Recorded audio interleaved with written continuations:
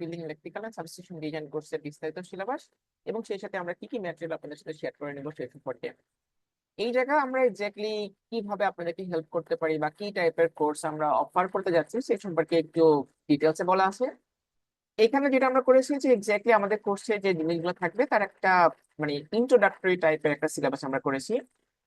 আর যদি আমরা আরেকটু নিচের দিকে যাই, তো এইখান থেকে আমরা দেখতে পারবো যে প্রতিটা ক্লাসে আমরা কি কি জিনিস কভার করব সে সম্পর্কে বিস্তারিত বলা আছে। তো তার আগে বলে নিই যে আমরা আমাদের কোর্সটাকে দুইটা মডিউলে ভাগ করে থাকি। তো একটা মডিউলের মধ্যে আমরা ডিটেলসটা জানি, ডিজাইন, ড্রয়িং। আর লাস্টে যে মডিউলটা আমরা কভার করি সেখানে স্পেস স্টাডি থাকে, যে স্পেসিফিক একটা বিল্ডিং এ আমরা কিভাবে শুরু করে শেষ পর্যন্ত একটা ইলেকট্রিক্যাল ড্রয়িংটা কমপ্লিট করে ফেলতে পারি। তো প্রথম যে ক্লাসটা আমরা নিই সেই জায়গা থাকে হচ্ছে basic understanding of building electrical system. So এইখানকার মধ্যে একদম ডিটেলস আমরা বলে দিয়েছি যে কি কি জিনিস আমরা কোর্সের মধ্যে কভার করতে যাচ্ছি। সেকেন্ড যে ক্লাসটা আমরা রাখি সেই জায়গার মধ্যে আমরা দেখাই যে বিল্ডিং ইলেকট্রিক্যাল ডিটেল লোড, তারপরে কেবলের ব্যাপারে, সার্কিট ব্রেকার বা পিভিসি কন্ডিউট যেগুলো থাকে বা যে জিআই কন্ডিউটে ব্যবহার করে থাকি সেই সম্পর্কে বিস্তারিত তুমি পাবেন।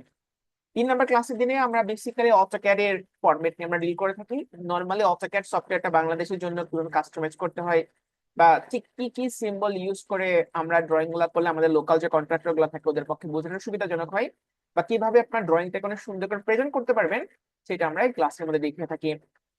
ইনশর্ট আমরা ক্লাসের মধ্যে অ্যাসাইনমেন্ট রাখি, যেমন দেখেন আমাদের 3টা ক্লাস শেষে আমরা একটা অ্যাসাইনমেন্ট দিব। সো এই অ্যাসাইনমেন্ট গুলো আপনাদেরকে কমপ্লিট করে আমাদেরকে দিয়ে চেক করে নিতে হবে, যাতে করে আমরা বুঝতে পারি যে এক্স্যাক্টলি কার কেমন প্রোগ্রেস হচ্ছে।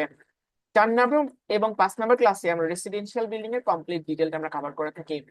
6 নম্বর যে ক্লাসটা আমরা রাখি সেই ক্লাসের মধ্যে আমরা লাইটিং ডিজাইন বা আমাদের যে ডায়ালগ সফটওয়্যার থাকে, ডায়ালগ সফটওয়্যার ব্যবহার করে কিভাবে লাইটিং সিমুলেশন করবেন সেই সম্পর্কে আমরা বিস্তারিত কভার করে রাখি। এবং দেখতে পাচ্ছেন যে আমাদের রেসিডেন্সিয়াল বিল্ডিং এ কিন্তু একটা অ্যাসাইনমেন্ট থাকবে। 7, 8 এবং 9 এই 3টা ক্লাসে বেসিক্যালি আমরা কমার্শিয়াল বিল্ডিং এর যত টাইপের ডিটেলস থাকে সেটা আমরা কভার করার চেষ্টা করি, ডিজাইন, ড্রয়িং এবং সেই সাথে হচ্ছে পরিপূর্ণ কিভাবে ইলেকট্রিক্যাল ড্রয়িং করতে হয়।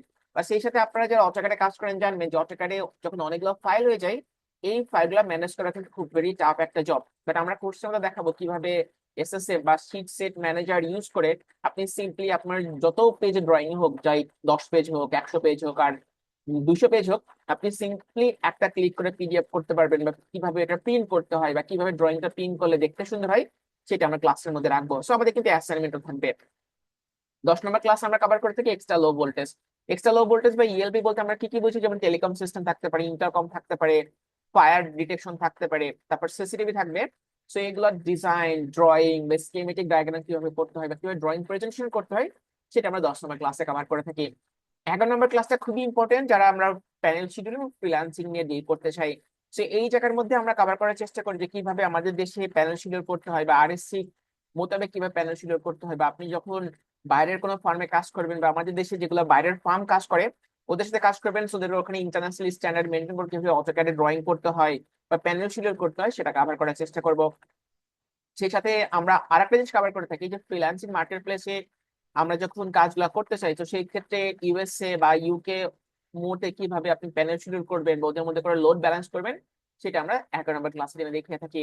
12 নম্বর ক্লাসে আমরা কভার করে থাকি ইলেকট্রিক্যাল এস্টিমেট এন্ড কস্টিং। দেখেন একটা বিল্ডিং ডিজাইনের সবচাইতে যদি মানে কোন একটা ব্যাপার নিয়ে আমরা বড়ভাবে ডিল করতে চাই সেটা হচ্ছে কস্টিং। আপনি ডিজাইন বা ড্রয়িং এ ভুল করলে সেটা আপনি সাইটে যে সামাও ম্যানেজ করতে পারবেন, বা আপনি যদি কস্ট এস্টিমেটে বা এস্টিমেটে যদি মিস্টেক করে থাকেন সেটা কিন্তু বেশ বড় একটা ফ্যাক্টর হিসেবে দেখা দিতে পারে। তো সেই জন্য আমরা দেখাবো যে কিভাবে আপনি সরকারি বিল্ডিং বা বেসরকারি বিল্ডিং বা ডেভেলপারের কাজগুলোতে এস্টিমেট এবং কস্টিং করতে পারেন সেটা আমরা ক্লাসের মধ্যে দেখানোর চেষ্টা করব।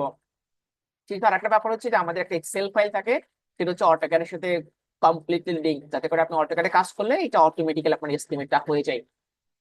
13 নম্বর এবং 14 নম্বর ক্লাসে সাবস্টেশন, জেনারেটর এবং আর্থিং এর যত টাইপের ডিটেলস থাকা পসিবল সেটা আমরা এই দুটো ক্লাসের মধ্যে কভার করে দিই। 15 নম্বর ক্লাসটা কমপ্লিটলি থাকে হচ্ছে আমাদের লাইটিং প্রোডাকশন সিস্টেম এলপিএস এর জন্য। সো এলপিএস এর ডিজাইন, ড্রয়িং বা 3D যেটাই বলি না কেন সেটা আমরা 15 নম্বর ক্লাসে দিনে রাখি। আর সাবস্টেশন ক্লাসের দিনে কিন্তু ডেফিনেটলি আমাদের অ্যাসাইনমেন্ট থাকবে। এর বাইরেও আমাদের যে 15টা ক্লাসের কোর্স, সো এর পরেও আমরা যেটা করে থাকি একটা মানে এক্সট্রা ক্লাস নিয়ে থাকি বা বোনাস ক্লাস নিয়ে থাকি। সো এখানে আমরা কভার করি হচ্ছে এক্স্যাক্টলি কোন একটা প্রজেক্ট যদি মাস্টার প্ল্যান থাকে, মাস্টার প্ল্যানটা কিন্তু খুবই হিউজ একটা টপিক। ধরেন কোন একটা প্রজেক্ট আছে যেখানে হয়তো 500 বিঘা জমি, আপনার তো 50টা বিল্ডিং করতে হবে।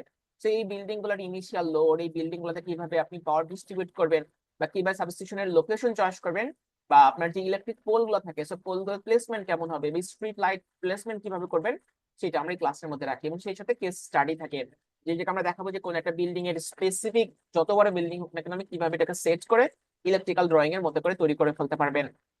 আর এখানে সার্টিফিকেশনের প্রসেস বলা আছে যে আপনি আমাদের যে হোমওয়ার্ক গুলো থাকবে সেটা ডেফিনেটলি কমপ্লিট করে ফেলবেন, বা আমাদের কোর্স নিয়ে আপনার যদি কোনো ফিডব্যাক থাকে সেই ফিডব্যাক দিবেন, নেগেটিভ হোক পজিটিভ হোক।